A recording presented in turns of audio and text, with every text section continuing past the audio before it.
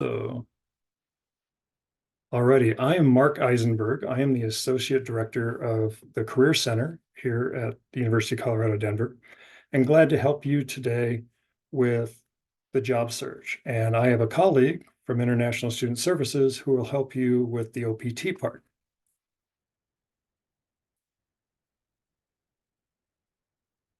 Jarod? Yeah, just trying to get, there we go. Oh, There he is. yes, so I'm Jarod Hightower-Mills. I work as one of the International Student Services Specialists in the office, in the ISSS office. And in the second half of our presentation, I'll go over sort of the immigration things related to OPT. All right, thank you. So as he mentioned, I'm going to start with the job search side, and then we're hoping to get through this quickly enough to leave some time for you to ask questions at the end. So I am going to go through a lot quickly in the job search presentation. Just know we will have time for questions at the end. So let me share my screen and we'll get started.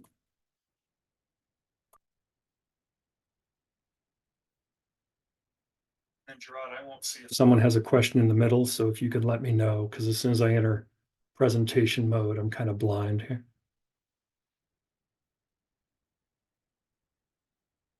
Right, so if someone could just give me a thumbs up or unmute themselves and say you can see the presentation. Yeah, I can see. Great.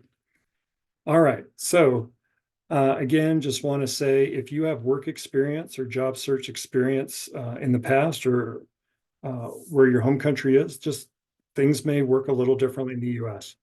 And I'm applaud you for being here to learn more about the process so you can do a more effective job search, because there can be little differences even in how resumes are written or how to look for things. So we're going to try to help you tonight. That's our goal. And then I want to emphasize, and we'll have more on this in the end, you can come to the Career Center for one-on-one appointments for help with any of the things we talk about tonight, except for the OPT, which you want to go to Jarod's office. So, all right. So it is time to ramp up your search if you're looking in the near future. I would say anywhere from this spring to next year. And if you're not looking yet, if you're not that far yet, the tips you're getting tonight are going to help you when you're ready to search in the future. So first of all, I want to emphasize, you want to look for good sources. You might have heard of things like LinkedIn Jobs or Indeed, and those are okay, but I'm going to show you some things tonight where you can specifically filter for employers that may be willing to work with international students and to sponsor H-1B visas. When we read job postings, we're going to talk about how to do that, because there's certain things you want to look for. They're going to help you write a better resume and to help you know what to focus on in those documents. I'm going to talk a little bit about networking. It's so important in your search, and it helps any job seeker, but I think it's especially important for our international students to get their name out there, to meet people. It's going to help you learn more about your field. It's going to help you get connected, maybe find out about jobs that aren't posted online, and just feel more of a community in your job search. We want to be able to troubleshoot your search, and I'm going to talk about what I mean by that a little later. And then basically, sometimes it just comes down to apply, apply, apply. Now, I want to make sure you're not just applying for everything and anything, and especially not with the same materials. You do have to be willing, even though we're going to say you need to apply often, to be willing to, again, stop and say, if it's not working, maybe we need to look at our strategy or our documents again. So these are some of the things we're covering tonight. So first of all, your job search options. There's a lot of places you can look, and you may have already found on Indeed or LinkedIn some filters, but these are some ones I want to mention, and I'm going to get out of the presentation in just a minute and show you these. But Handshake has some options where you can check different work authorization status. Goingglobal.com is a good website to look at, and they have a special tab for H-1B and OPT. And then the website for the U.S. Citizenship and Immigration Services, they also have a website where you can find employers who have successfully navigated this process before, so they'd be good employers to target, because you know at least they're willing to go through that. So I'm going to stop sharing for a second, pull up my other screen, and show you these sites that I'm talking about.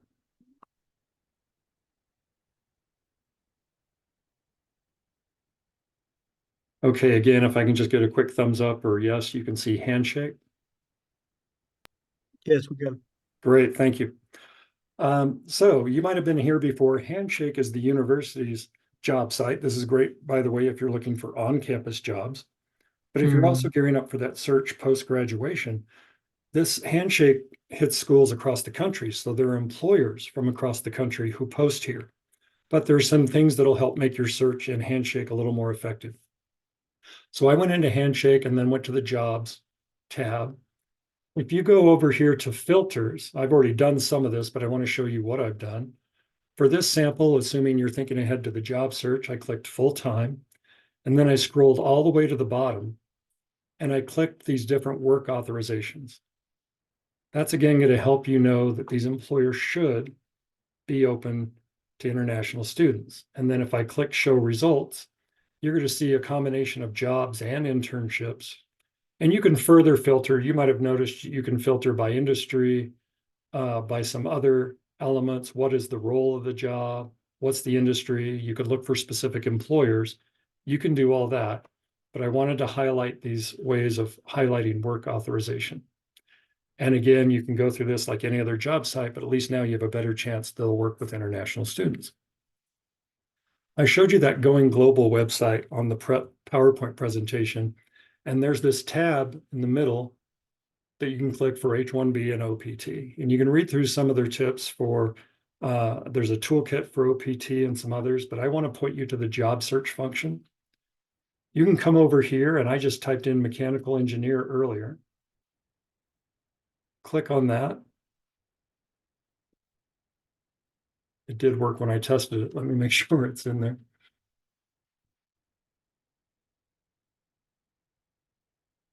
Okay, not sure why it's working now, but this will come up with a list of jobs. And then you can further search by city. And let me just refresh this and see if that's what happened.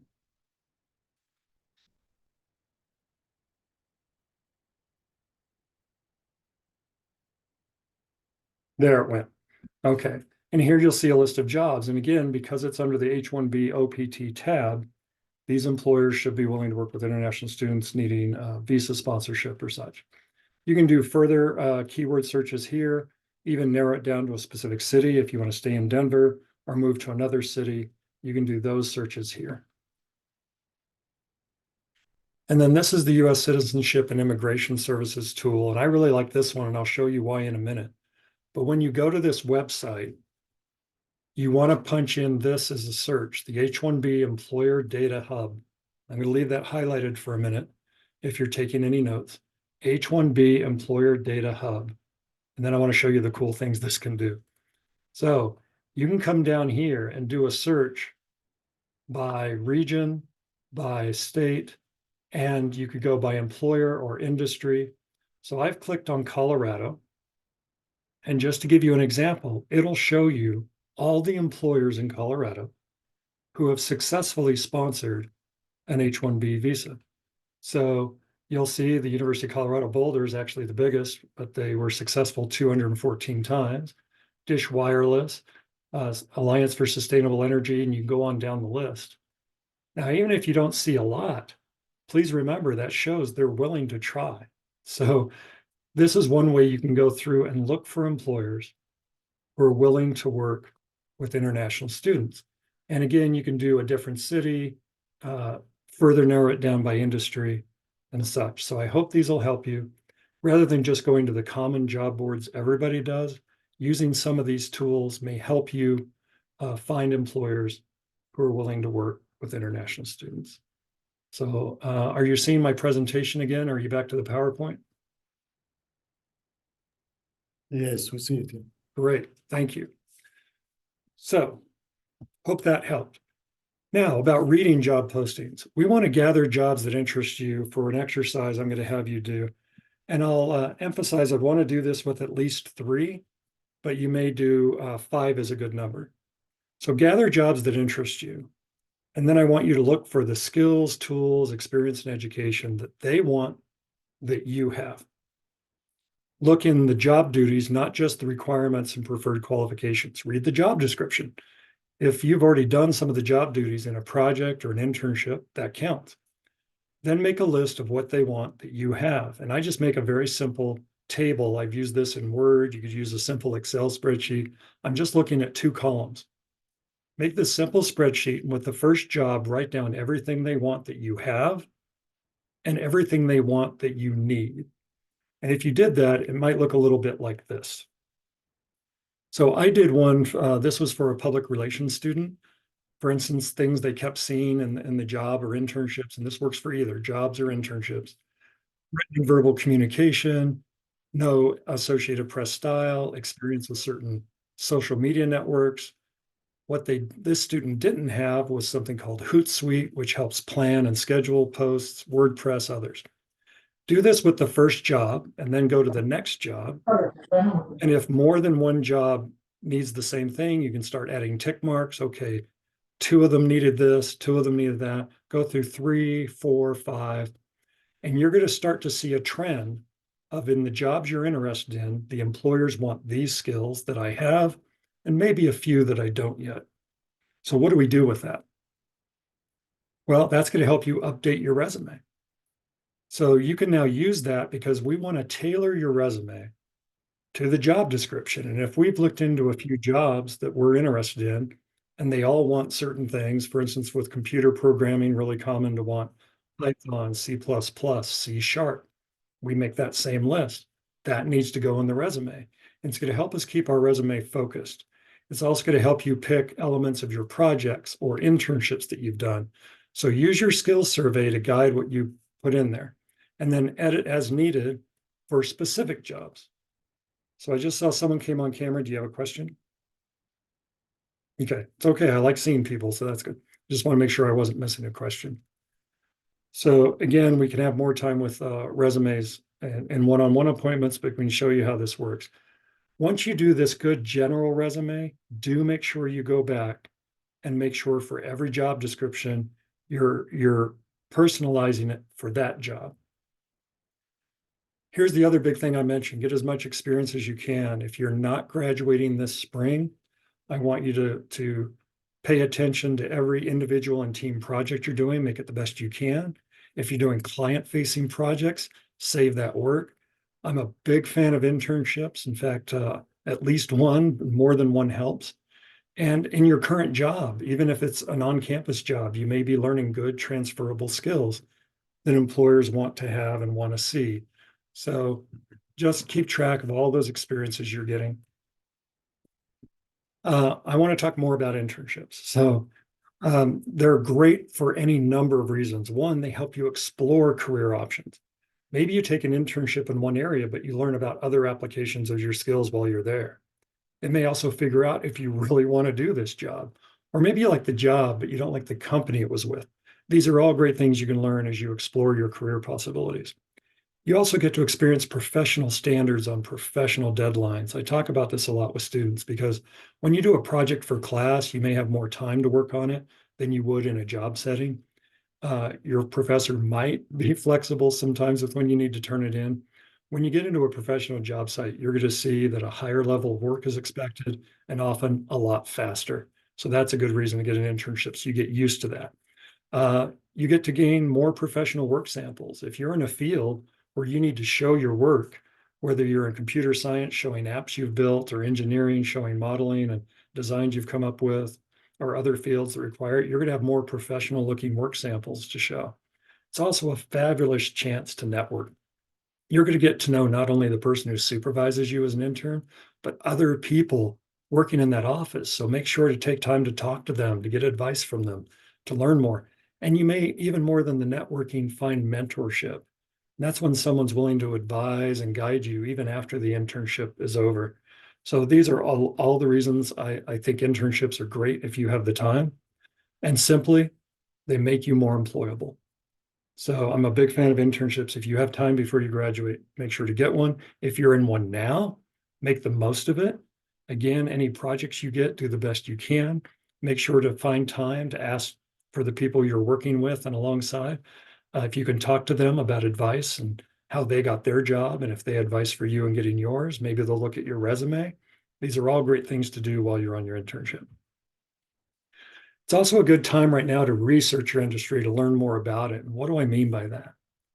Well, learn the companies in your field. We've all heard of Google, we've all heard of Amazon, but there are a lot of other companies out there you can work for that maybe you haven't heard of.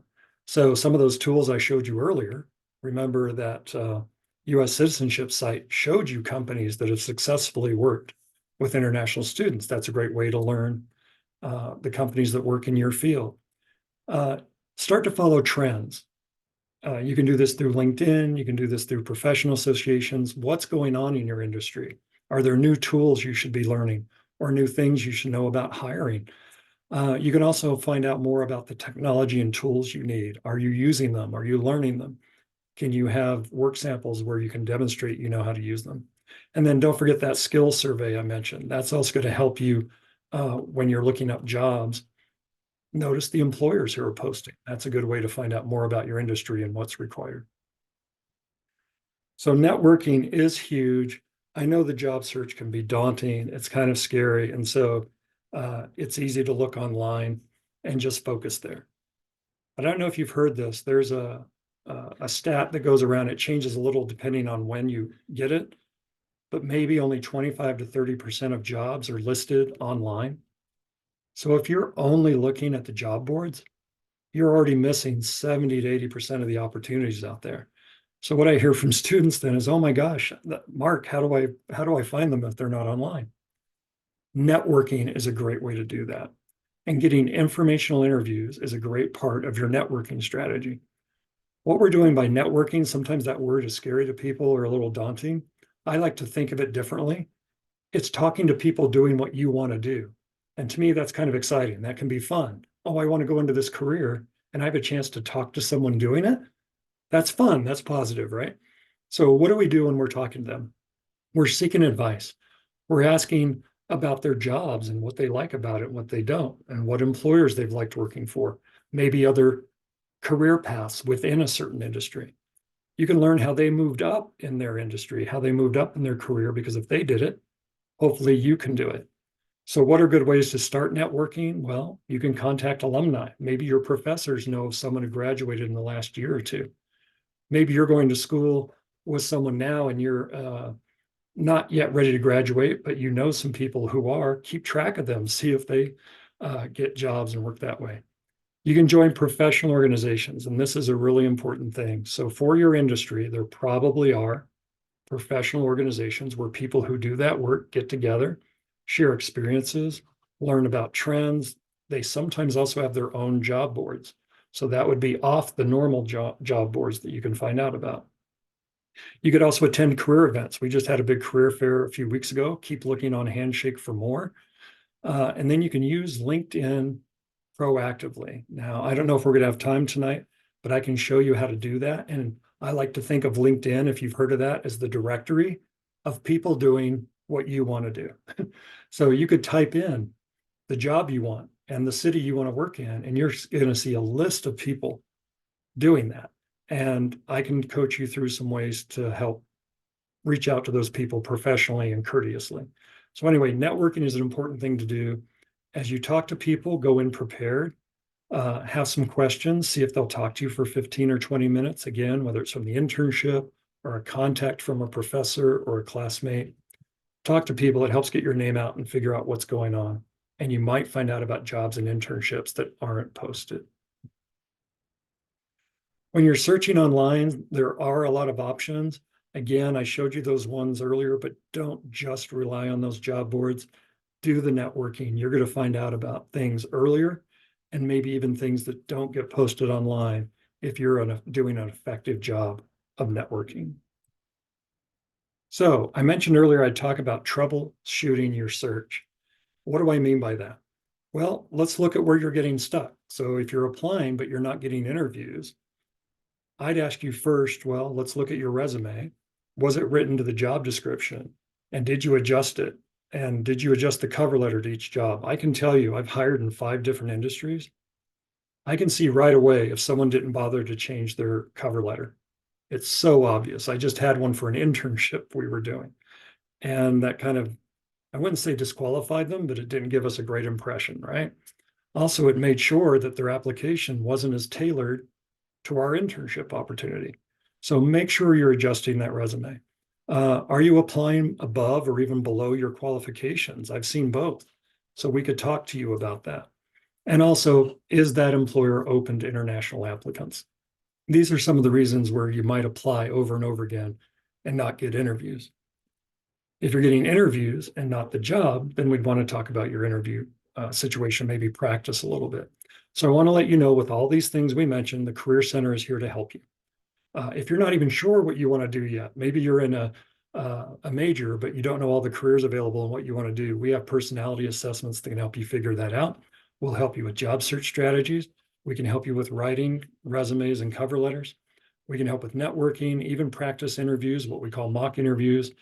And some students ask me, well, gee, is there room to navigate a salary or negotiate it? Yes, and we can talk you through that. I mentioned some of the other things like internships. The Experiential Learning Center is the part of our office you want to talk to about internships. We also have some study abroad. I know that'll depend on your particular visa and if that's even an option for you. And we have undergraduate research, and we have grants that may help pay for research. So if that interests you, look into that. If you haven't been to our office before, if you can see this map, this is kind of the Tivoli.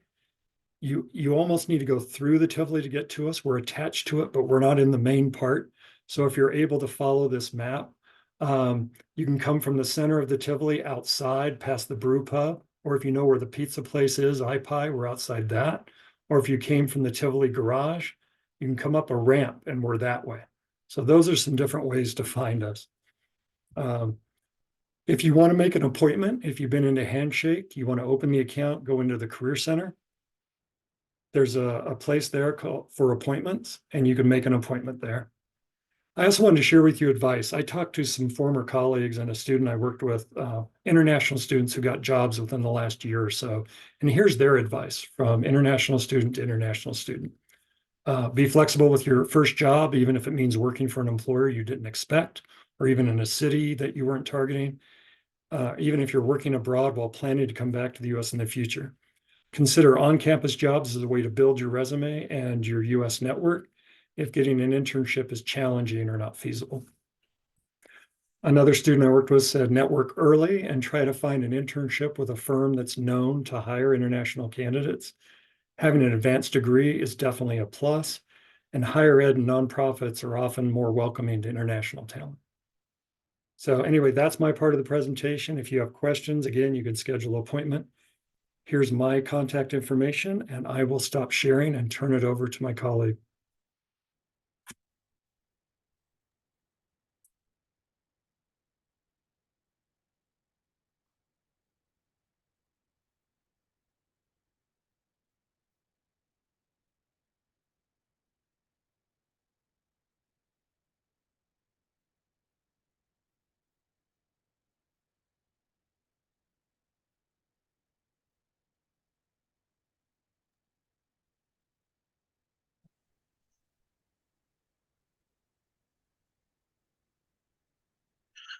All right, so all right, so again, I'm Jarod Hightower-Mills. I'm one of the International Student Services Specialists in the ISSS office.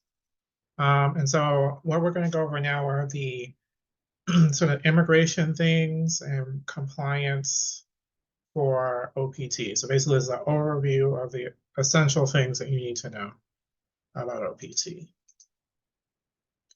So in this first section, we're going over some basic things about OPT. So what is OPT? So OPT is a temporary employment for practical training directly related to your program or major. Okay, so remember it's that. And how we're defining that is that's those CIP codes on your I-20. So that's the major that we're looking at, those majors that are on your I-20 or your program as defined by your I-20. So your OPT could be used for on-campus or off-campus employment. So if you have a faculty member or position on campus and they want to keep you after graduation, you could use OPT if it's related to your degree. People typically use OPT after graduation, what's called post-completion OPT. If for some reason you didn't have another way to pursue some sort of professional experience and needed to work before graduation, there's also pre-completion OPT, but that does create some potential complications for you, which we'll talk about in a little bit. OPT can be used for a paid or unpaid position. That initial year of OPT can be done that way. And at every degree level, you have 12 months of OPT, but you need to use it for that particular degree level. So who is eligible for OPT? So to be eligible for OPT, you need to be currently maintaining your F1 status at the time you're going to complete your program. And you need to, in that, you need to have been maintaining your F1 status during the entire time on that I-20 that you have at the time of graduation. So that means, in addition to that, you need to have full-time enrollment for 1 academic year. So that academic year, at the very least, that 1 academic year prior to completing your program. And so this is full-time enrollment based on the F1 regulations. So that means also that you are meeting the in-person enrollment requirements for F1 status, so that you're counting no more than one online or remote class to the minimum number of credits that you need for full-time. That you're physically present in the United States at the time you submit your application. So this is a requirement for the application you're going to submit to the U.S. Citizenship and Immigration Services. And so remember, the OPT, particularly the post-completion OPT, is intended for you to do work or volunteer in a practical training opportunity directly related to your program of study. One important thing is that you're not eligible for more than 12 months of OPT at the same degree level. So if you are coming back for a second bachelor's degree or a second master's degree, and you've already done OPT, 12 months of OPT at that degree level, you're not eligible for a second period of OPT. Also, it's really important to keep in mind how much full-time CPT you're using at a particular degree level. If you use 12 months or more of full-time CPT at a certain degree level, then you're no longer eligible for OPT after you complete your degree. So just to recap the difference between CPT and OPT. So CPT, one of the important things is the C in CPT is curricular. So it means that it needs to be related to an academic requirement that you need to meet. So it can only be used while you're actively studying for your degree. So before graduation, you need to have a job offer for ISSS to authorize the CPT, because we need to know both that the CPT is meeting the academic requirement, and we need to know the specific information about the position so that we can make the CPT, because CPT is authorized for each specific position for specific dates. And the process is handled for the CPT through ISSS. We get that academic approval. For most students, that would be through the Experiential Learning Center. And then once we have the academic approval, we can process the CPT, as long as you have everything that meets the requirements. And then so you have a combination of your immigration documents, that updated I-20, your passport, and your I-94 together work as the work authorization for CPT. So like I said before, OPT is generally used after graduation, that post-completion OPT. And the time that you're filing for your OPT authorization, you don't need to have a position. But the authorization, because it requires an application to the U.S. Citizenship and Immigration Services, can take some time for them to approve it. Right now, they're saying that they're approving about 80% of applications within 3.5 months. So for those of you who are graduating this semester and want to start working soon after the semester, it's important that you get started on this OPT application process as soon as possible. And so you need USCIS to approve your application before you can start working, because once they approve your application is when you receive the EAD card that you need to show for the work authorization that you're approved to work under OPT. So this is an example of what an employment authorization document card or EAD card looks like. The important things to know on the EAD card is going to say, it should say in the terms and conditions sections that you're being approved for post-completion OPT. And these two dates at the bottom are really important. The first one, the valid from, is the earliest day you can start working. And the card expires is the final day that you can work under the OPT. So it defines the period of time during which you can work. So what type of employment can you have on OPT? So you can be engaged in any employment that's related to your program of study, as long as you're working at least 20 hours a week. That's 20 hours a week, can be across multiple positions. Again, it needs to be related to the content of your program of study. It can be a paid or unpaid position. One thing to keep in mind on OPT is that since your primary goal is getting that professional experience, you need to be working during the majority of the time that you're on OPT.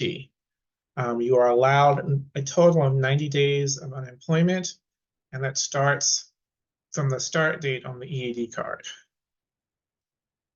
So if you don't have a position when your OPT starts, you need to be able to start working within those first 90 days.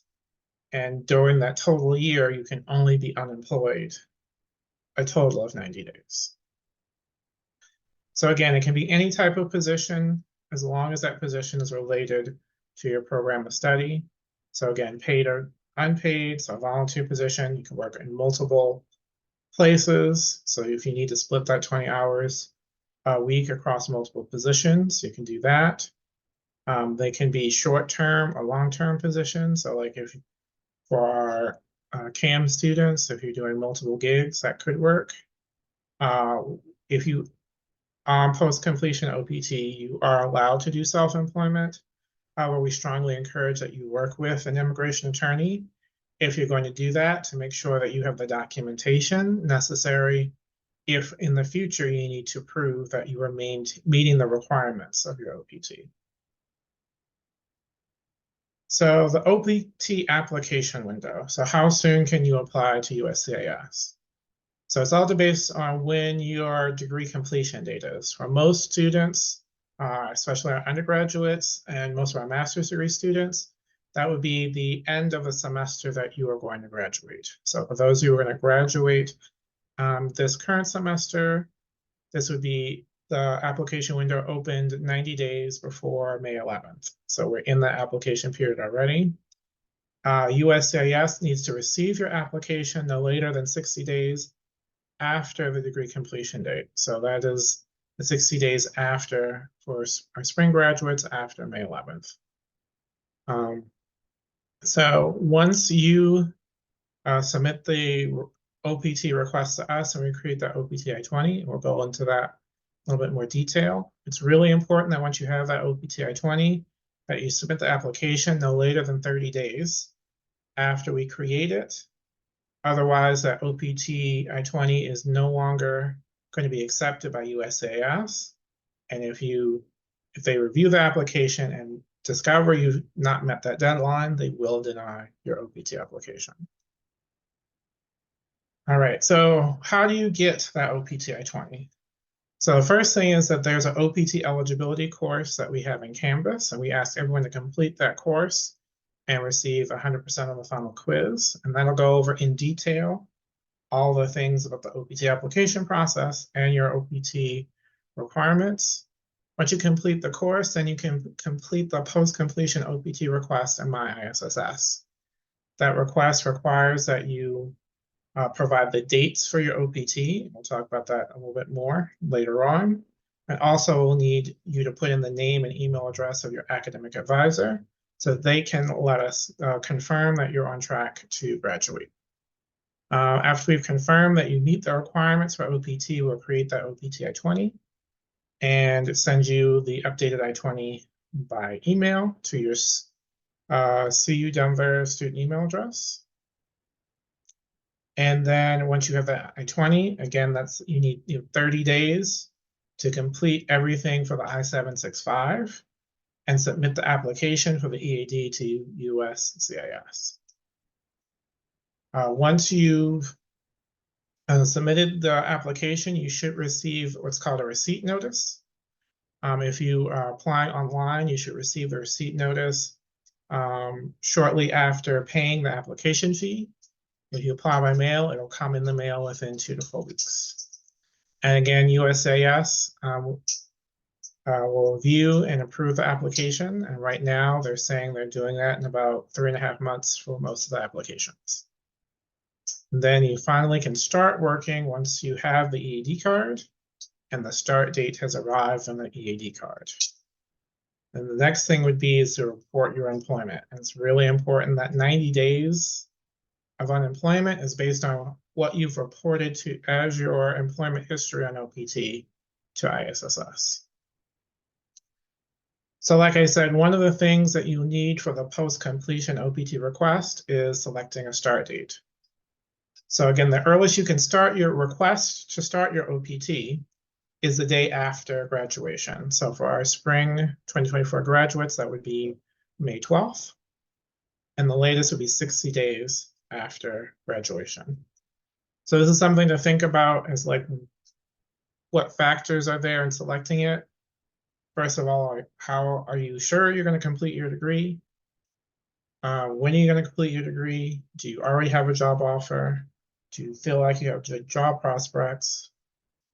Or do you want to take off some time in between your final semester and starting a new position?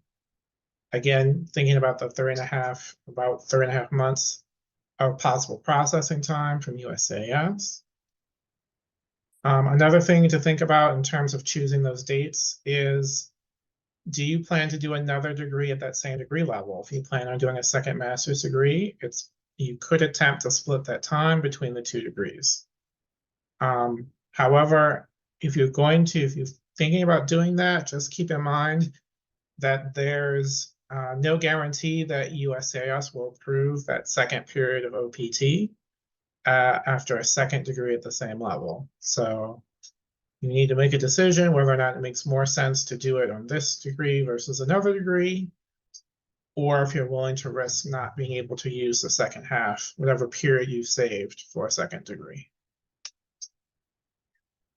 So what if you fail to complete your program as you expected?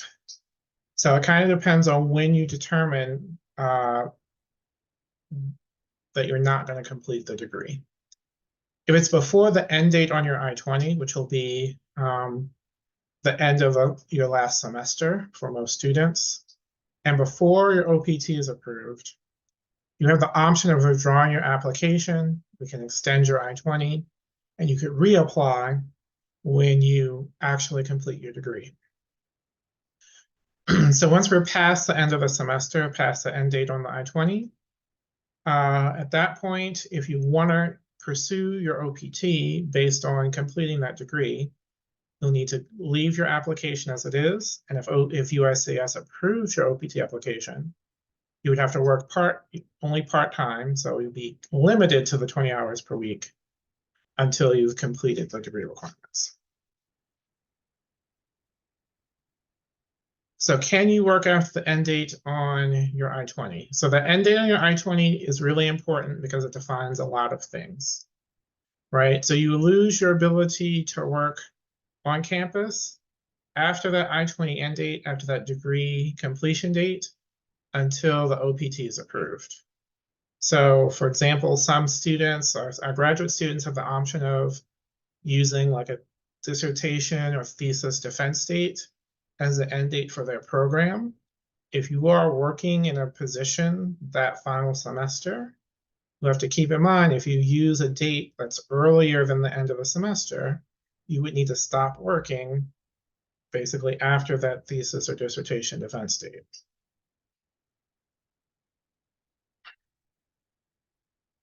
Another thing to keep in mind for those of you who may be continuing a position, either at CU Denver or CU Anschutz, again, you would need to stop working until your OPT is approved and the OPT start date has arrived. Just because you're working on campus still, the work authorization periods are different.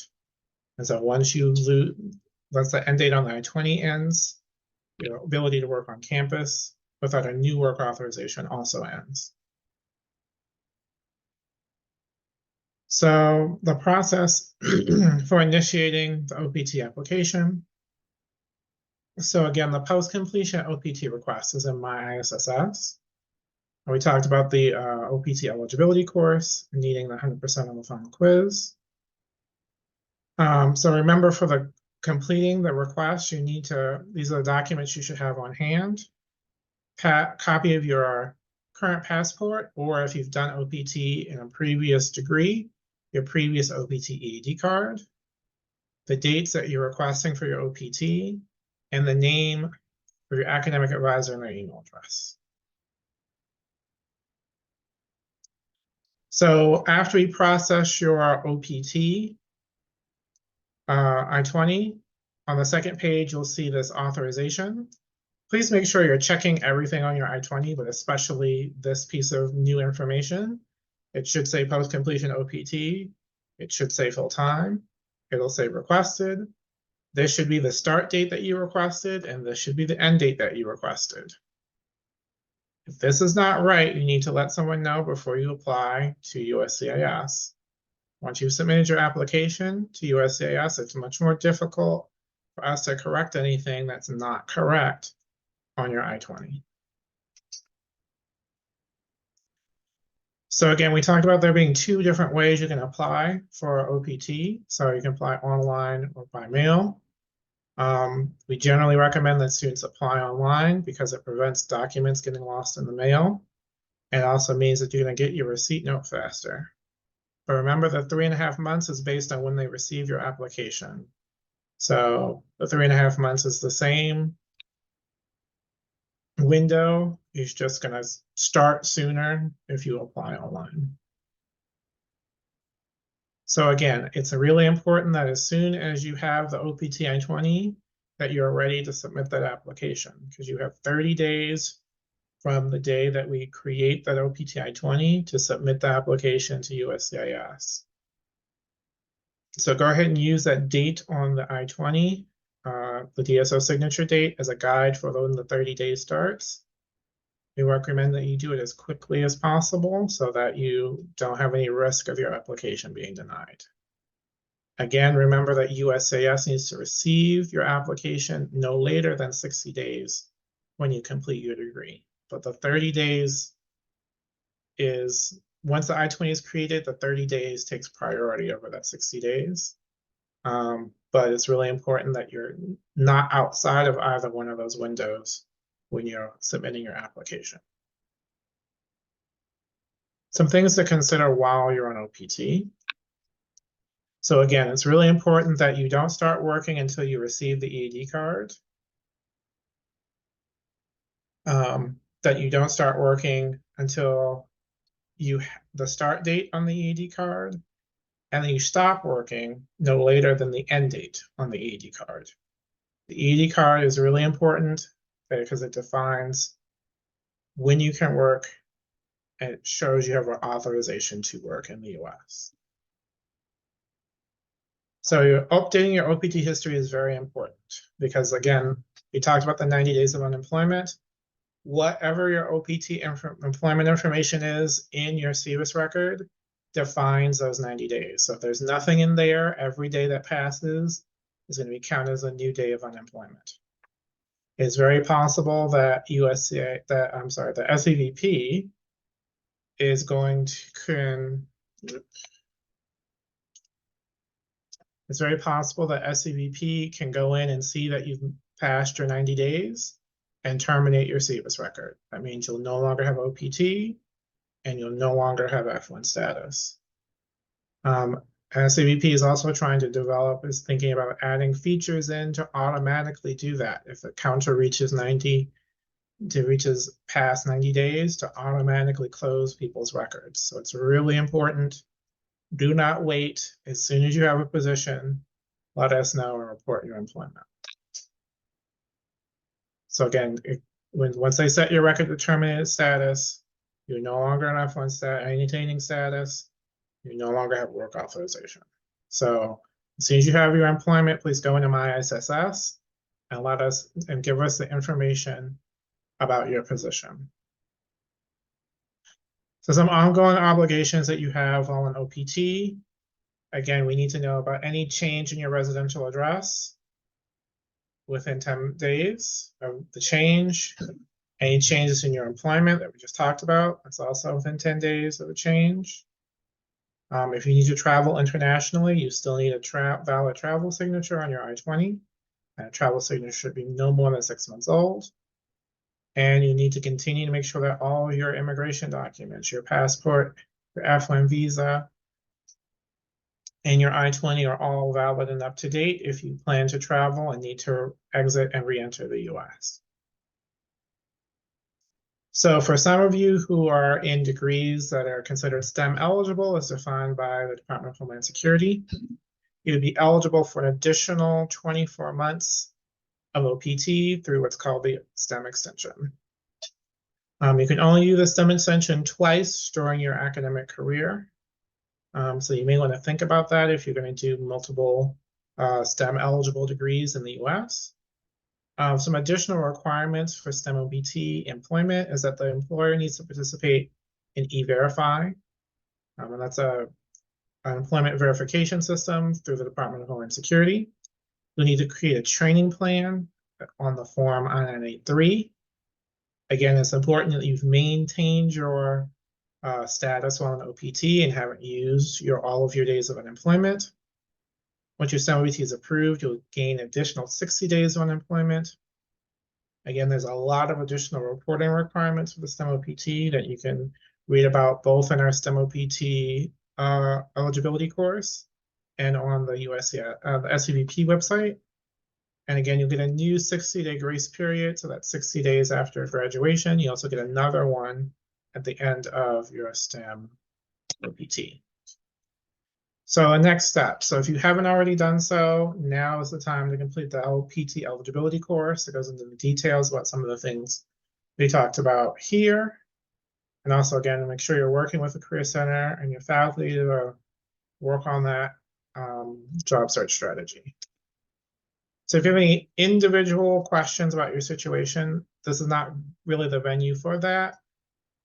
Please go ahead and either schedule an advising appointment, attend our walk-in hours, or go ahead and email isss@ucdenver.edu.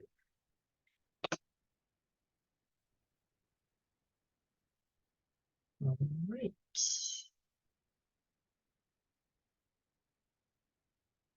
Jaron, we do have a couple of questions. One person writes, let me see.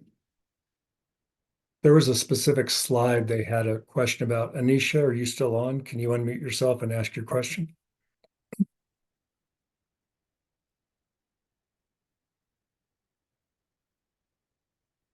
If not, we'll go to the next one. Somebody else writes, is there a maximum number of hours we can work with OPT? They have a two-part question. That's the first part. So there is not a maximum number of hours. You just need to be working at least 20 hours a week. Will they give me, if you don't have a social security number, you can request a social security number through the OPT application process. And so that's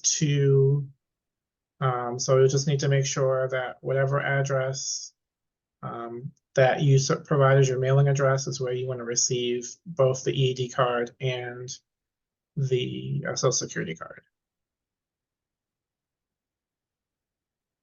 Any other questions? You can unmute yourself and ask or type it into the chat. Could I ask a quick question, please? Mm-hmm. So you said that for OPT, we needed to choose a job that was related to like our major of study. So if we're also like a pre-med student or something, are we allowed to look for positions like in hospitals, like phlebotomy positions or like certified nursing assistants, or is it just like for example, like a public health major, just public health positions? It would need to be, so pre-med is not considered a major, so it's not on your I-20 as a major, so it has to be related to your major. So if your major is public health, it would need to be a position that's related to public health. So you could, if you can find a position that sort of gives you both of those things, that's fine. But Okay. it primarily needs to be related to the major as it appears on your I-20. Gotcha. Okay. The PharmD, no, the PharmD is not. So most of the professional programs are not STEM eligible. So there is a way to do, if you have a previous STEM degree and have not used STEM OPT based on that previous degree, that's an option for you. But if you have specific questions about that, I would suggest that you schedule an appointment.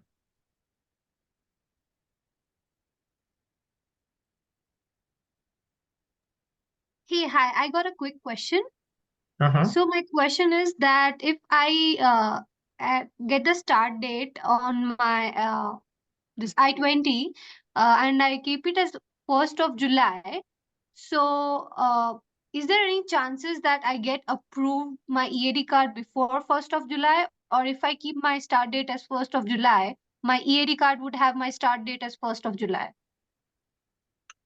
So unless USAS is still reviewing your application on the start date that you requested. So if they're still reviewing it on July 1st, they would change the start date to the day they approve your application.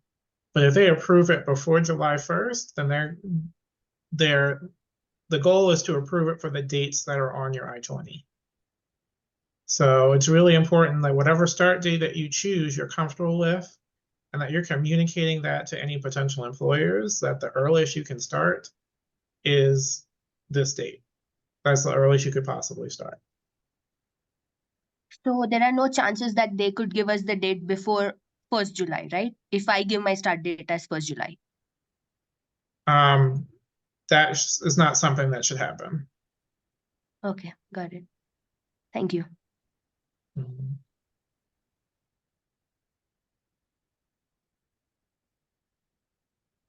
So, and to the start dates, again, you can request a start date within the 60 days after the end of the semester. So that's the point where we talked about when you can choose the days, that's when you can, you do get some flexibility, but again, the key piece is, that's not what I do.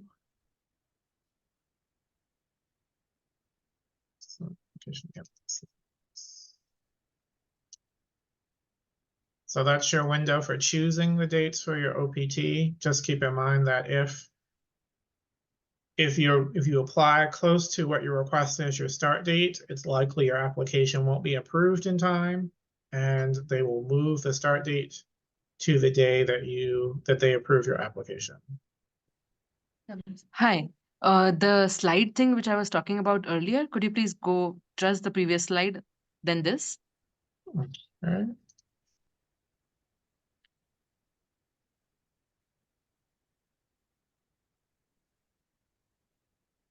So are we talking about this one? Yes. Okay. I just wanted to read what was on it. Okay. So while you're waiting for your EED card, can you travel internationally? So this is up to you. The issue with traveling internationally while your OPT application is pending is that USAS is only going to send your EAD card or any communications about your application to your US address. So if you are outside of the US, and especially if there's no one at your US address and they send you documents about your application, because they could ask you for additional information. They could say that you didn't meet the requirement, and if you don't report this, excuse me, if you don't provide additional information, they're not going to approve your application. If you're not here to respond to those things, then your application may be denied. Also, you need the EAD card to re-enter the United States, after the end date on your I-20. So again, it's up to you. If you want to travel internationally, you can do that. There's a lot of planning you need to do to be able to safely return to the United States.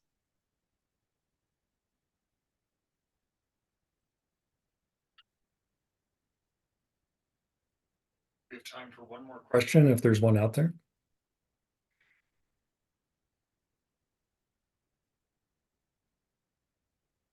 Thank you, everybody. Jarod, thank you. We are making a recording of this also. And don't forget, you can go to either of our offices for more help. You can go to ISSS for any questions about OPT and other issues they work with. And you can come to Links Connect for anything related to internships, research, and careers. So thank you, everybody, and have a good evening. We appreciate you being here. Oh, sorry, one more question. Oh, Where will okay. this recording be posted? Not sure yet.